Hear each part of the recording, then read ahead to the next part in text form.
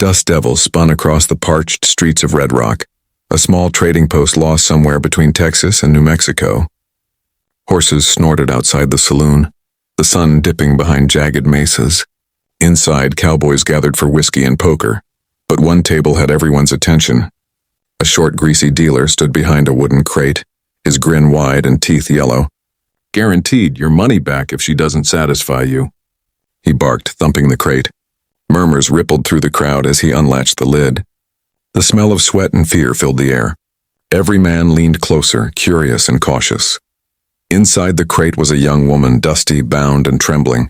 Her skin was pale from days without sun, her dress torn, eyes burning with defiance. The dealer yanked her upright, showing her off like livestock. "Apache Mexican? Who cares?" he sneered. "She'll clean, cook, and serve like a dream." The room went silent. Some cowboys chuckled nervously. Others looked away, but one man didn't flinch. Jed Carter dust storms blew across the sunburnt town of Deadwood Crossing, carrying the smell of sweat, whiskey, and horses. The air shimmered with heat as cowboys lounged outside the trading post, watching a new kind of auction. A heavy-set dealer stood on a wooden platform, slapping dust from his coat. "Guaranteed your money back if she doesn't satisfy you," he hollered. The crowd stirred. Men in tattered hats and leather vests turned toward the cage behind him. Inside sat a girl, young, silent, with wrists bound in rope. Her eyes met the crowd's, unyielding, proud, and heartbreakingly alive beneath the dirt. The dealer grinned, tapping the cage. Half Apache, half Mexican, strong, obedient, and worth every dollar. He looked around, daring someone to bid. The sun sank lower, painting everything in crimson. A few cowboys laughed, tossing coins, but at the edge of the crowd stood Jed Colton, a tall drifter with a shadowed face and eyes that missed nothing. He'd seen women treated like mules in mining towns before, but this felt different. The girl wasn't broken, not yet, and that somehow made him angrier than the dealer's words. The bidding started. $10, $15, $20. Each man's voice carried a hunger that wasn't about labor. The dealer raised his hand for silence. "Gentlemen, she ain't just a servant. She'll cook, mend, and keep your house warm at night. Money back if she don't."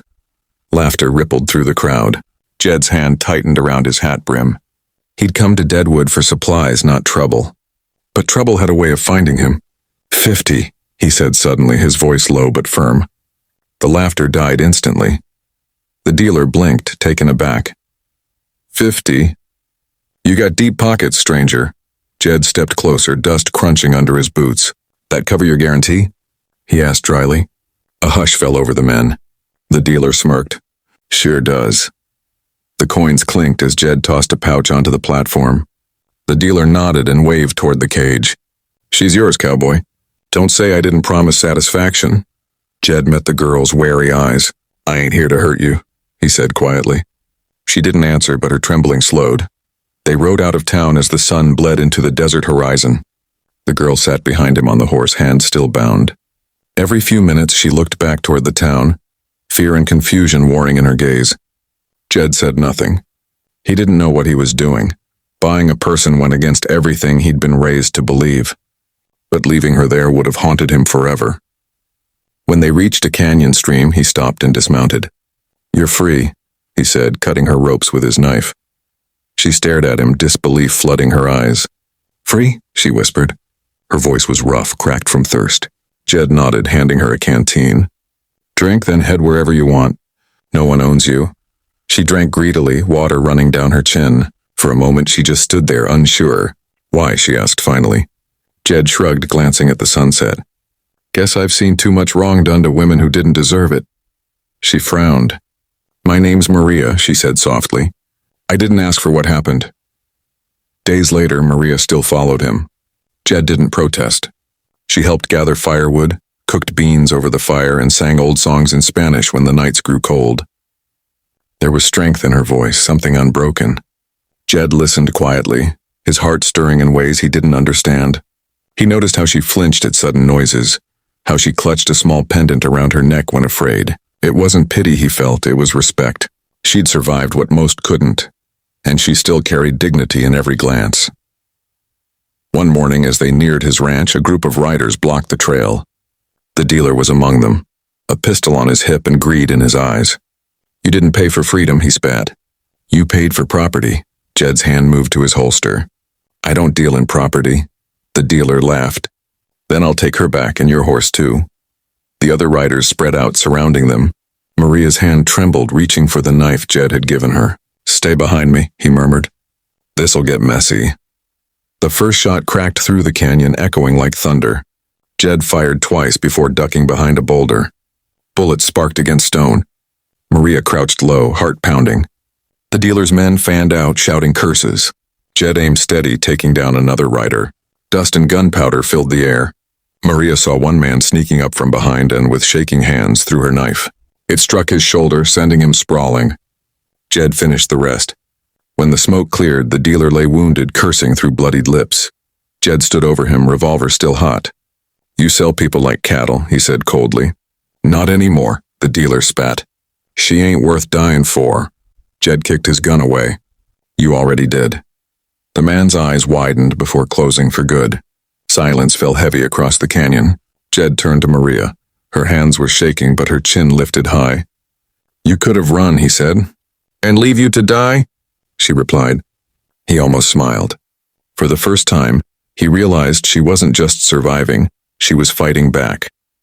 They buried the dead in shallow sand and rode on without speaking. When night came, they stopped under a mesquite tree. The stars stretched endless overhead. Maria stared into the flames. You risked your life, she said softly. For me, Jed poked the fire. You deserved better. She nodded slowly.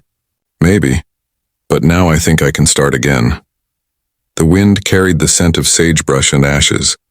Jed glanced at her, the firelight soft against her face. You already have, he murmured. She smiled faintly, the first real smile he'd seen. Weeks turned into months. Maria made Jed's ranch a home again. She fixed what had long been broken. Fences, meals, and the silence he'd carried for years. The neighbors whispered about the drifter and his bought woman, but Jed didn't care. One evening, as they watched the sunset paint the plains gold, Maria said, If you could go back, would you still buy me? Jed looked at her, eyes steady. No, he said. I'd have fought for you instead. She laughed quietly, tears glinting in her lashes. That's good enough. One spring morning, Maria saddled her horse.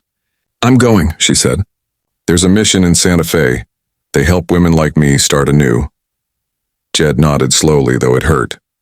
You'll do fine. She hesitated. You could come. He looked toward the open prairie, then back at her.